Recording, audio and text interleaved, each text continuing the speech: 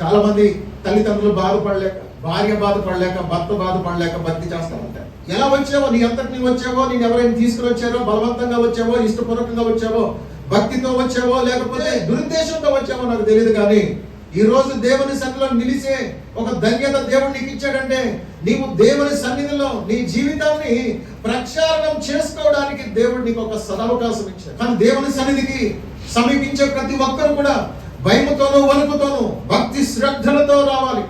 ఆయన సన్నిధిలో అడుగు పెట్టడమే గొప్ప భాగ్యం అనుకుని ఆయన సన్నిధికి వచ్చేటప్పుడే నువ్వు ఎలా రావాలంటే గడగడ వణుకుతూ రావాలి.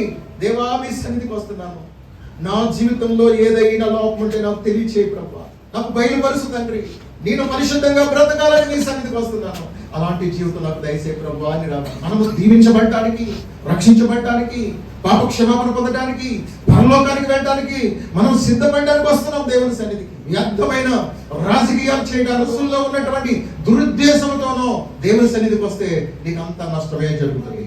నన్ను నేను కాపాడుకోవాలి అనే ఉద్దేశంతో దేవుని సన్నిధికి వస్తే కనుక నీకంత మేలే జరుగుతుంది, నీకంత మంచి జరుగుతుంది, నీకంత దీవెన కలుగుతుంది, నీకంత అభివృద్ధి కలుగుతుంది.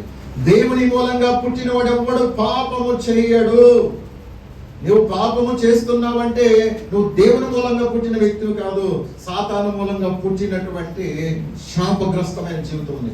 అంటే దేవుని మాటకు నువ్వు లోబడవు, దేవుడు అంటే భయం ఉండదు, భక్తి అంటే నీకు విలువ తెలియదు, నీ ఇష్టానుసారంగా ప్రవర్తిస్తూ నీకు నచ్చినట్టుగానే జీవిస్తావు తప్ప దేవుడు చెప్పినట్టుగా జీవించవు. కనుక నువ్వు దుష్టుని అంటున్నావు. ఎవరైతే దేవునికి భయపడి పాపమును విడిచిపెట్టి ఈ సత్యవాక్య ప్రకారం ఎవరైతే జీవిస్తారో వారు మన ప్రభు అయిన యేసుక్రీస్తు వారు నిజమైన దేవుడు, నిత్య జీవం ఇచ్చే దేవుడు. ఆయన యందు ఉన్నవారు భయముతోనూ వణుకుతోనూ పరిశుద్ధంగా నీతిగా బ్రతుకుతారు. అది అసలైన జీవితం. ఎప్పటికప్పుడు మనం సెట్ చేసుకోవాలి, పరిశీలన చేసుకోవాలి. మనం ఏ స్థితిలో ఉన్నామో మనకు తెలియకపోతే మనల్ని మనమే మోసం చేసుకుంటున్నాం. మన ఆధ్యాత్మిక జీవితాలు ఎలా ఉన్నాయో దైవజనుడు చెబుతున్నప్పుడు దైవజనుడి మీద కోపగించుకోవడం కాదు, మనము మన జీవితాన్ని పరిశీలన చేసుకుంటే మనం ఎలా ఉన్నామో మనకు తెలుసు. మనం మంచిగా ఉన్నామా, చెడ్డగా ఉన్నామా, దేవునికి ఇష్టలుగా ఉన్నామా, దేవునికి విరోధులుగా ఉన్నామా, మనకే అర్థమైపోతూ ఉంటుంది. మనము నిత్య జీవానికి నిర్ణయించబడిన వారము కనుక మనలో పాపము అనేది ఉండకూడదు.